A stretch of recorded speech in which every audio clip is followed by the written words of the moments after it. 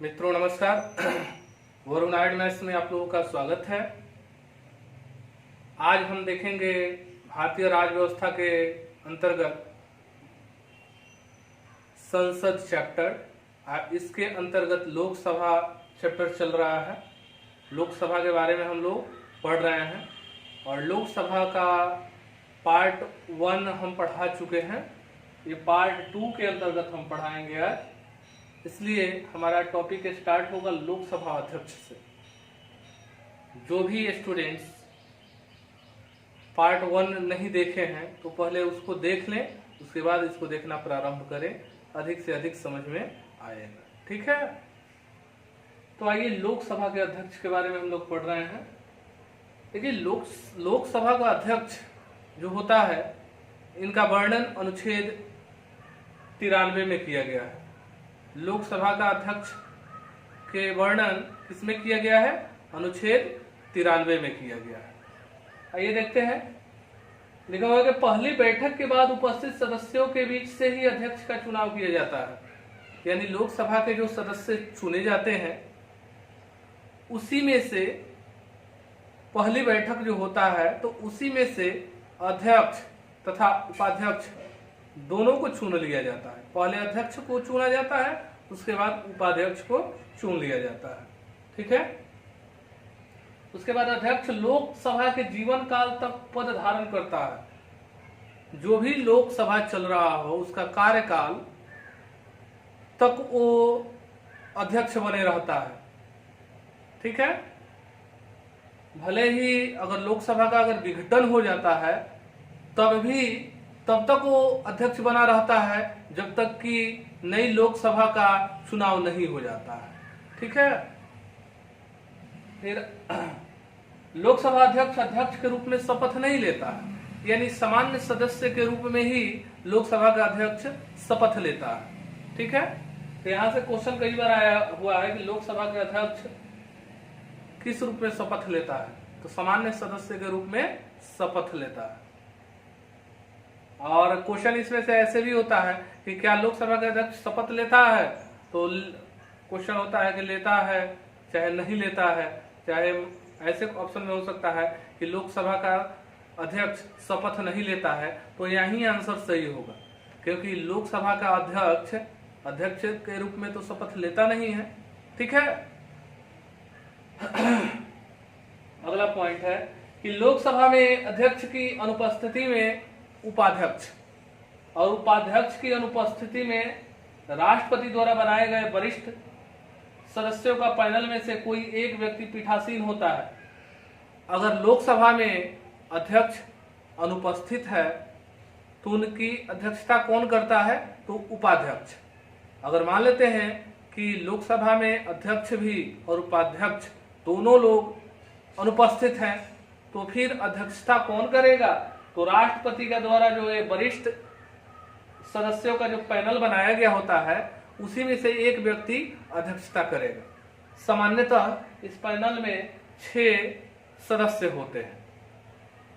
चलिए अब इसके अंतर्गत देखेंगे कि प्रथम लोकसभा के अध्यक्ष कौन थे। ये कई बार एक क्वेश्चन आ चुका है।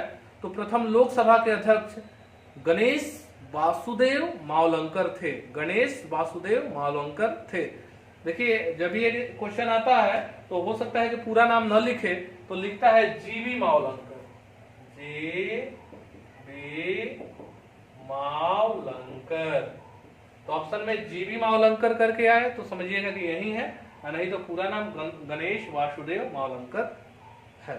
ठीक है, अगला कि लोकसभा का पहली महिला अध्यक्ष कौन थी? तो मीरा कुमार थी। ध्यान रहे कि नाम तो थोड़ा अजीब है कि मीरा कुमार लगा हुआ है, लेकिन ये लेडी थी। तो लोकसभा की पहली महिला अध्यक्ष कौन थी? तो मीरा कुमार थी। किस लोकसभा में? तो 15वीं के काल में थी। ठीक है, 15वीं का काल हो जाता है 2009 से लेकर 14 तक, ये 15वीं है। और 2014 से लेकर 19 तक ये 16वीं हो गया। 19 से लेकर 2024 तक ये 17वीं लोकसभा है। यानी कि अभी जो चल रहा है वो कौन सा है, 17वीं लोकसभा। तो लिखा हुआ है कि वर्तमान लोकसभा के अध्यक्ष कौन, तो ओम बिड़ला है। कौन है, ओम बिड़ला। इनका संबंध राजस्थान के कोटा से है। कहां से है, इनका संबंध राजस्थान के कोटा से है। ये 17वीं लोकसभा के अध्यक्ष है। ठीक है, तो हमारा यहां से एक इंपॉर्टेंट जो क्वेश्चन बन रहा है, जो बेहद, जो हमेशा सामान्यतः पूछा जाता है, तो उसमें ध्यान रखिएगा कि क्या लोकसभा का विघटन हो जाता है तो अध्यक्ष, लोकसभा का अध्यक्ष उस पद पर अपने बना रहता है या नहीं, तो आपका जवाब होगा कि नहीं, वो बना रहता है जब तक कि अगला चुनाव नहीं हो जाता। ठीक है, ये वाला क्वेश्चन बार बार आया है कि लोकसभा का अध्यक्ष शपथ लेता है कि नहीं, तो शपथ नहीं लेता है, क्योंकि आप जानते हैं कि वो भी तो पार्लियामेंट का, लोकसभा का सदस्य तो होता ही है, उसी में से ना उसको चुना जाता है, तो वो ऑलरेडी तो सामान्य सदस्य के रूप में शपथ लिया हुआ है, तो यहाँ पर कोई शपथ लेने की बात नहीं आती है। उसके बाद ये वाला क्वेश्चन इंपॉर्टेंट है कि लोकसभा के अध्यक्ष अगर अनुपस्थित है तो कौन अध्यक्षता करता है। बिल्कुल, ये कई बार क्वेश्चन पूछा हुआ है कि प्रथम लोकसभा के अध्यक्ष कौन है। ये भी पूछा हुआ क्वेश्चन है कि लोकसभा की पहली महिला अध्यक्ष कौन। ये वाला तो अब इम्पोर्टेंट क्वेश्चन हो ही गया है कि वर्तमान में कौन है। चलिए, लोकसभा के अध्यक्ष के कार्य और शक्ति के बारे में जानते हैं हम लोग कि उनके क्या कार्य हैं, क्या शक्तियां हैं।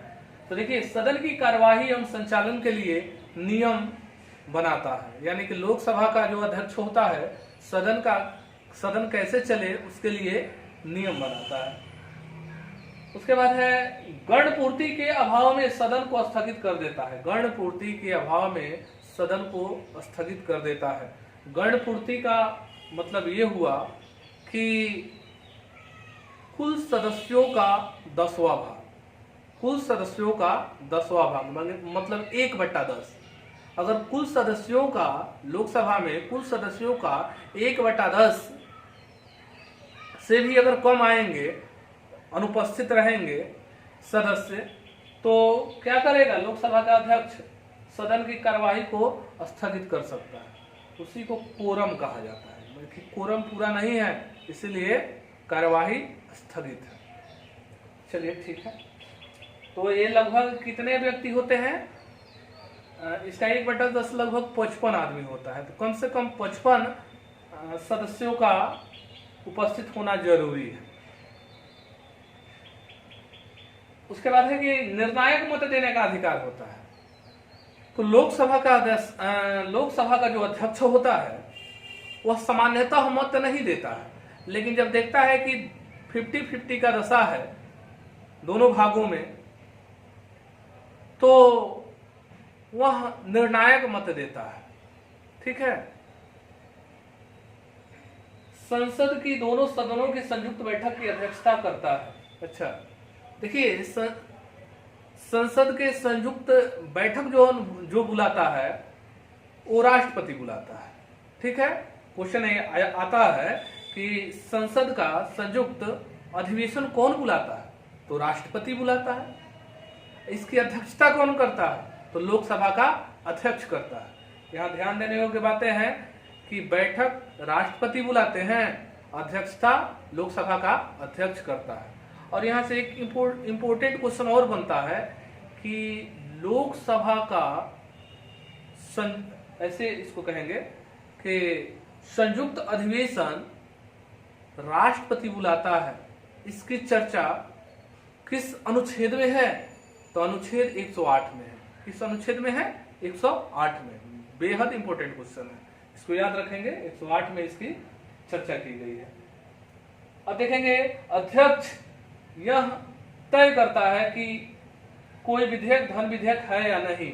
कई बार क्वेश्चन आ चुका है कि धन विधेयक पर अंतिम निर्णय कौन देता है, तो लोकसभा का अध्यक्ष देता है, ऐसे क्वेश्चन आता है। तो कौन सा विधेयक धन विधेयक है, कौन सा विधेयक साधारण विधेयक है, इस पर मतलब इसको पहचान कौन करता है, तो लोकसभा का अध्यक्ष करता है। जो लोकसभा का अध्यक्ष होगा वह करेगा। तो बेहद ही इंपॉर्टेंट क्वेश्चन है, कई बार आ चुका है, इसलिए ध्यान रखेंगे। चलिए अगला क्वेश्चन देखते हैं कि उपाध्यक्ष के बारे में। तो चूंकि आप लोग जानते हैं कि अध्यक्ष जब चुना जाता है उसी समय उपाध्यक्ष की भी चुनाव हो जाती है। देखिए उपाध्यक्ष भी लोकसभा के सदस्यों द्वारा चुना जाता है, ठीक है।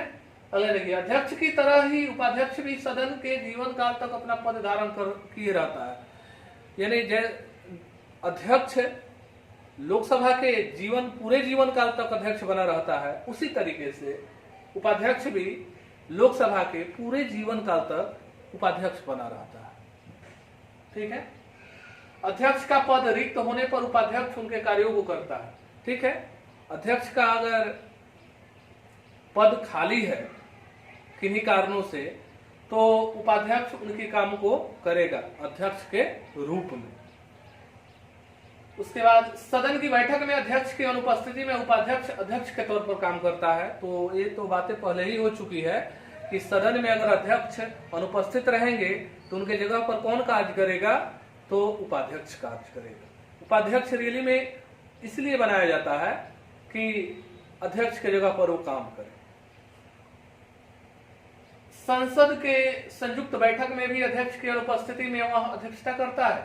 यानी संयुक्त बैठक बुलाया जाता है राष्ट्रपति द्वारा और उस समय लोकसभा का अध्यक्ष अनुपस्थित हो तो अध्यक्षता कौन करेगा, तो उपाध्यक्ष करेगा, ठीक है। तो देखिए एक बेहद इंपॉर्टेंट ये पॉइंट बनता है कि लोकसभा में प्रत्येक राज्य का सीट कितना है, ये जनसंख्या के अनुसार सीट का निर्धारण हुआ है।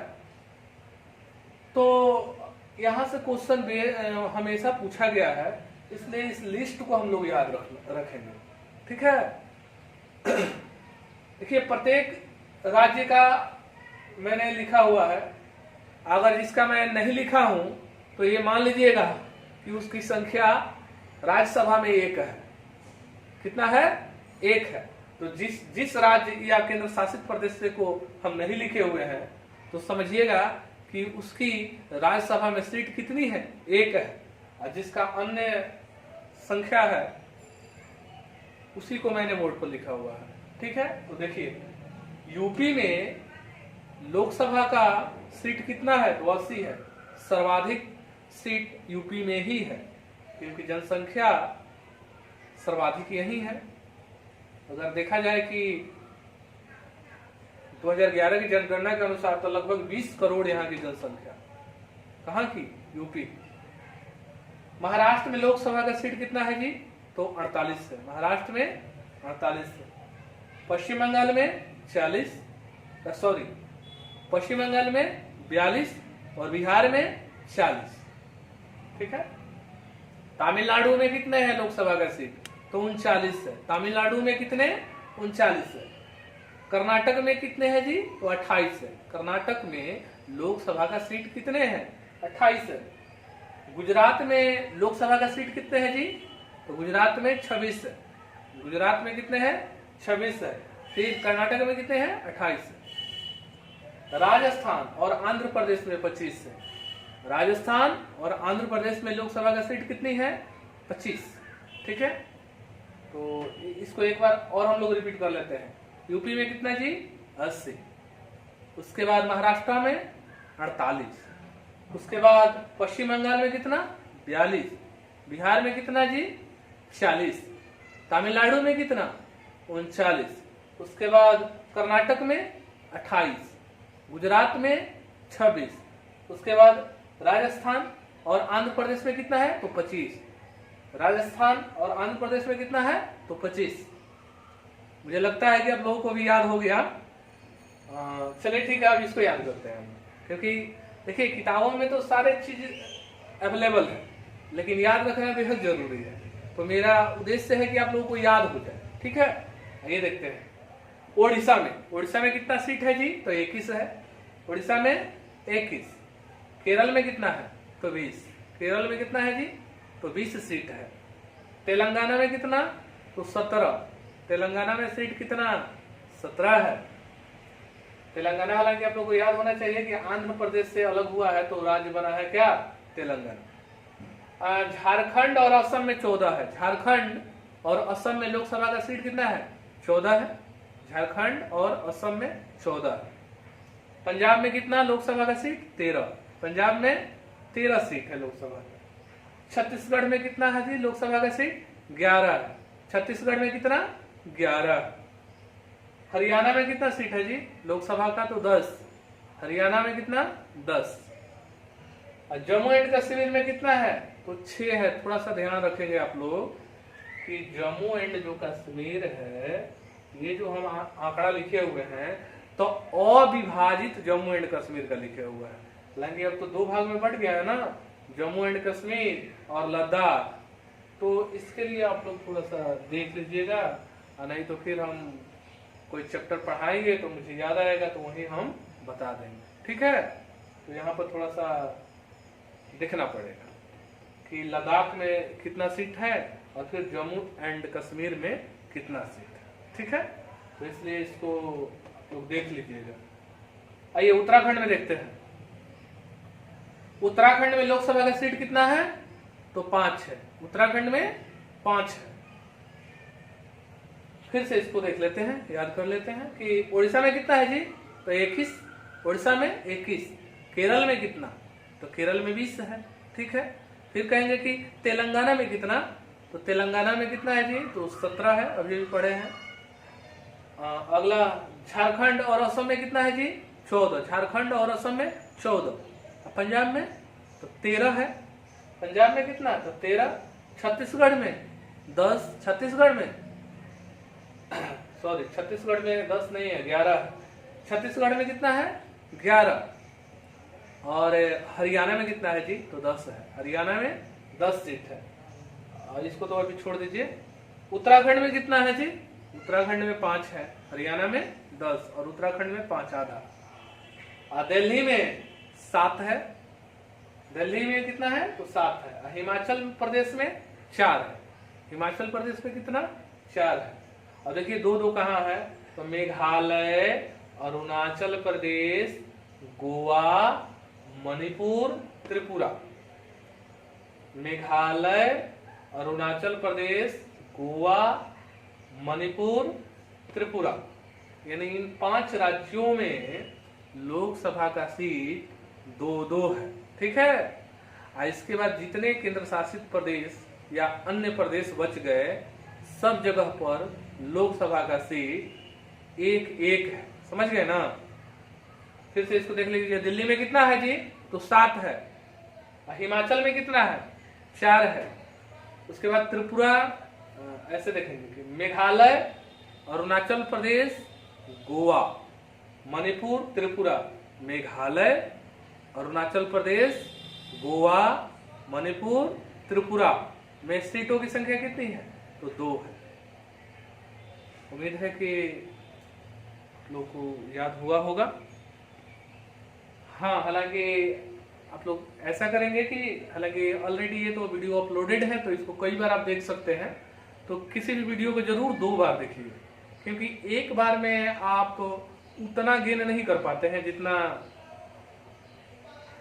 मतलब आदमी चाहता है। एक बार देखने में मुझे लगता है कि 60 to 70% गेन होता है, अधिक से अधिक इतना ही होता है।